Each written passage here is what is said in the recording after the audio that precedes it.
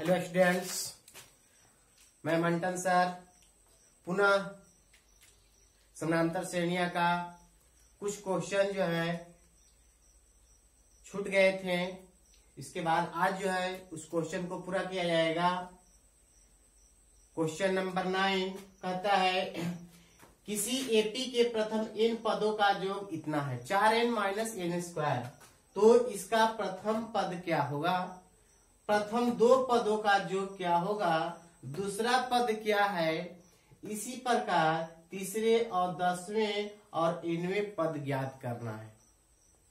तो इसमें देखिए प्रथम n पदों का योग, तो Sn बराबर क्या होता है, Sn बराबर होता है n by 2a plus n minus 1 into D. ये जो है, लेकिन इसमें दिया है n पद, यानी Sn बराबर दिया है इतना, इसके बराबर। तो n प्रथम पद का रहा है, तो S1 बराबर क्या होगा 4n minus 1 into n square. n के बदले क्या रखना होगा इसमें 1, तो कितना होगा 4 गुने 1 माइनस 1 स्क्वायर। करेंगे हल इसको, तो कितना होगा 4 माइनस 1 बराबर 3। यानी प्रथम पद आपका क्या आया, यानी S1 कहिए या A1 कहिए, दोनों सेम है, क्योंकि ये को जोड़ना है तो वही चीज होगा। यानी S1 बराबर, यानी प्रथम पद हमें मालूम हो गया 1। 3 प्रथम दो पदों का योग क्या होगा, तो दूसरा पद क्या होगा S2 बराबर क्या होगा, तो S1 माइनस S2 बराबर क्या होगा, तो S2 दो पदों में हमको जोड़ना है, तो S2 में निकालेंगे 4n माइनस n स्क्वायर। यहाँ 2 डालेंगे, 4 गुने 2 माइनस 2 के स्क्वायर बराबर कितना होगा 8 माइनस 4 बराबर 4। S2 आपका कितना आ गया 4 आ गया। अब कहता है तो इसका प्रथम पद क्या है, प्रथम दो पदों का योग क्या होगा। प्रथम दो पदों का योग कितना है 4। कहता है कि दूसरा पद क्या है, तो दूसरा पद बराबर, यानी A2 पूछ रहा है, तो A2 बराबर S2 माइनस S1। S2 कितना है 4 माइनस S1 कितना आया 3 बराबर 1। यानी दूसरा पद हमें मालूम हो गया कितना आया इतना। उसी प्रकार तीसरे और 10वें और 9वें पद भी ज्ञात होंगे। जैसे इसी सूत्र का प्रयोग करेंगे, तीसरे पद कहेगा तो तीसरे पद निकालेंगे, S3 निकालेंगे, अब S2 मालूम रहेगा, उसके बाद घटा देंगे। जैसे तीसरे पद बराबर क्या होगा A3 बराबर क्या होगा S3 माइनस S2, तो S3 बराबर पहले निकालने पड़ेगा हमको। जैसे S3 बराबर क्या होगा 4n माइनस n स्क्वायर, 4 गुने 3 माइनस 3 के स्क्वायर, 4 आई 12 और 3 तारीखी 9, यानी कितना आ गया 3।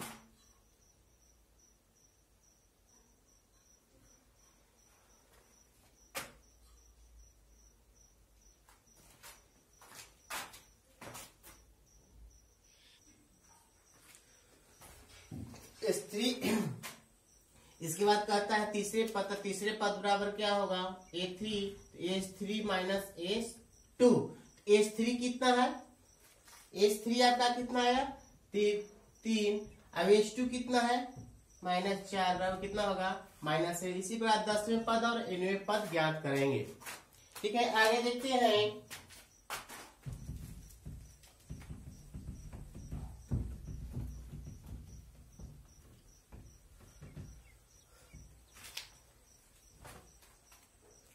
कहता है कि ऐसे प्रथम 40 घन पूर्णांकों का योग ज्ञात करें। ऐसे प्रथम 40 घन पूर्णांकों का योग ज्ञात करें। ज्ञात कीजिए जो 6 से विभाज्य है, 6 से पूरा कट जाता है। प्रथम 40, तो देखिए क्या क्या दिया हुआ है, यानी Sn बराबर हमें ज्ञात करना है। यानी दिया है प्रथम 40 घन पूर्णांक, यानी n बराबर कितना दे दिया है आपका, n बराबर आपका दे दिया है 40। इसके बाद 6 से विभाज्य होने वाली संख्या, यानी d बराबर कितना हो जाएगा 6। अब कहता है कि ऐसे प्रथम 40 घन पूर्णांक का योग ज्ञात कीजिए जो 6 से विभाज्य हो। तो 6 से विभाज्य होने वाली पहली संख्या क्या होगा? तो 6 से विभाज्य होने वाली, यानी एपी में क्या हो जाएगा आपका 6, 12, 18 डॉट डॉट करते हुए जाएगा कितना 40 पदों तक।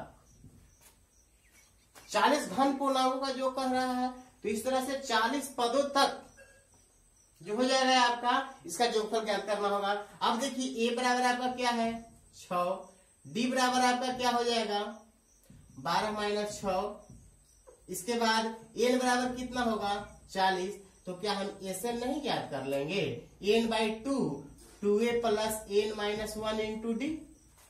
देखिए तो एन हमको मालूम है, एन बराबर कितना है 40, ए बराबर मालूम है 6, एन मालूम है ये है, डी मालूम है ये है, इसे बिठा देंगे आ जाएगा। इसी प्रकार इसको कहता है कि 8 के प्रथम 15 गुणजों का योग, यानी 8 के प्रथम गुणजों का योग का मतलब कि 8 से कटने वाली 15 संख्याएं है ना, 8 से कटने वाली 15 संख्याओं का योग कहता है कि प्रथम 15 8 के प्रथम 15 गुणजों का योग ज्ञात कीजिए। एकदम सिंपल सा है, देखिए प्रथम गुणज कह रहा है 8 के प्रथम 15 गुणज, तो एपी बराबर क्या हो जाएगा 8, 16, 24 डॉट डॉट कहा जाएगा 15 पदों तक, हुआ कि नहीं। 8 से कटने 8 की सब गुणज है, 8 से कटने वाली संख्या है, तो 8 के गुणज हुआ 8, 16, 24 डॉट डॉट क्या गो 15 नंबर कितने होना चाहिए 15 पदों तक। तो कहता है कि इसका जोगफल, तो ए बराबर इसमें क्या हो जाएगा आपका 8, डी बराबर क्या हो जाएगा 16 माइनस 8 बराबर 8, और एन बराबर कितना हो जाएगा 15। तो क्या हमें एसएन ज्ञात नहीं होगा? एसएन बराबर क्या हो जाएगा है ना कितना N by 2a plus N minus 1 into D. इसे बैठा देंगे, मेरा ए दिया हुआ है ही, एन दिया हुआ है ही, और डी दिया हुआ है, इसे बैठा देंगे तो आ जाएगा। इसके बाद कहता है कि 0 से 50, 0 से 50 के बीच, 0 से 50 के बीच विषम संख्याओं का योग। आप देखिए 0 से 50 तक ही लेना है।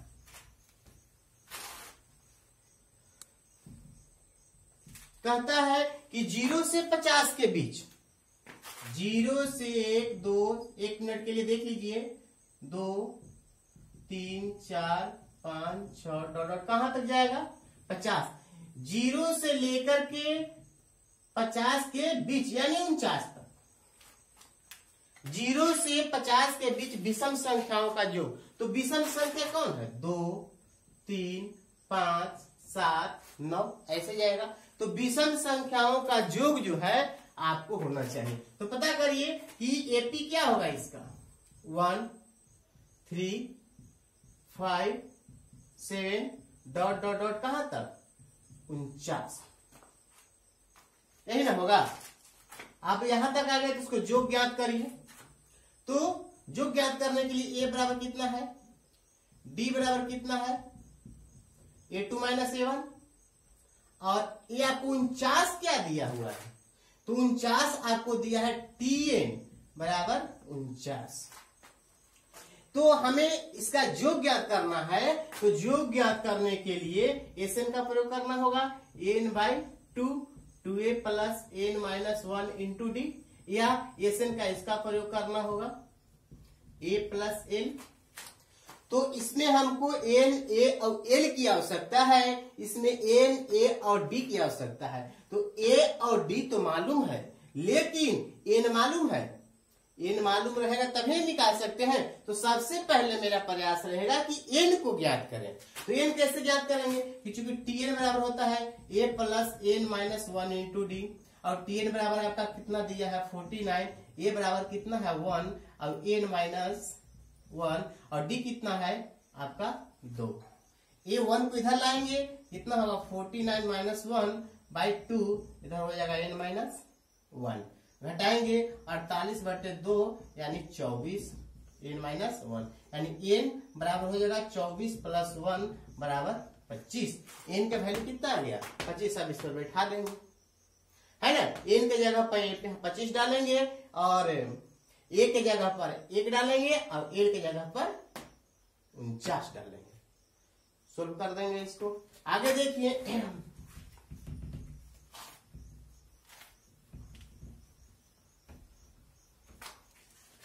आगे कहता है कि निर्माण कार्य से संबंधित किसी ठेके में एक निश्चित तिथि के बाद, है ना, निर्माण कार्य से संबंधित किसी ठेके में एक निश्चित तिथि के बाद कार्य करने को विलंब से पूरा करने के लिए जुर्माना लगाने का प्रावधान किया गया है इसमें, है ना। कोई निर्माण कार्य करना है, कोई चीज को निर्माण करना है, अगर उसको निर्माण में लेट होगा, देरी होगा, तो उसे जुर्माना के रूप में क्या कहता है, जुर्माना का प्रावधान इस प्रकार है कि पहला दिन अगर लेट होता है, पहले दिन के लिए उसे 200 रुपया देना होगा फाइन, दूसरे दिन के लिए 250 रुपया, तीसरे दिन के लिए 300 रुपया, यानी इसी प्रकार इत्यादि। अर्थात प्रत्येक उत्तरोत्तर माने उसके बाद, है ना, दिन जुर्माना अपने से ठीक पहले दिन के जुर्माने से 50 रुपया अधिक, है ना, 50 रुपया अधिक एक ठेकेदार को जुर्माना के रूप में कितनी राशि अदा करनी पड़ेगी यदि वह इस कार्य को 30 दिन का विलंब करता है। 30 दिन विलंब करता है। देखिए पहला दिन इसे लगता है 200 रुपया, दूसरा दिन लगता है 250 रुपया, तीसरा दिन लगता है 300 रुपया, चौथा दिन लगता है, ऐसे करते करते बढ़ते गया है आगे में, और उसी प्रकार लगते लगते 50 रुपया उत्तरोत्तर बढ़ता है, मतलब कि 50 रुपया रोज बढ़ते जाता है उस राशि पर, और 30 दिन तक उसको जुर्माना देना पड़ता है। तो हम इसको एपी में तैयार कैसे करेंगे, देखिए कैसे एपी में तैयार करेंगे। तो एपी में हो जाएगा आपका कितना, ए बराबर आपका हो जाएगा, एपी में आ जाएगा 200, इसके बाद 250, इसके बाद 300, डॉट डॉट डॉट डॉट जाएगा, कहां तक जाएगा आपका 30 दिनों तक, 30 दिनों तक। इस प्रकार 30 दिनों तक जो है आपको जुर्माना लगता है। तो ए बराबर यहाँ पर क्या होगा 200, डी बराबर कितना होगा 250 माइनस 200 यानी A2 माइनस A1 यानी 50 रुपया, और n बराबर 30। तो कहता है कि उसे कितना रुपया अदा करना होगा, यानी n बराबर कितना होगा उसको, तो n/2 2a plus n-1 into D. इसे बैठा देंगे। बैठाने के बाद जैसे हमें n मालूम हो गया 30, a मालूम है 200 और डी मालूम है 50, इसे बैठा देंगे, आपका आंसर हो जाएगा। उतना ही निर्माण कार्य में आपको लागत लगेगा।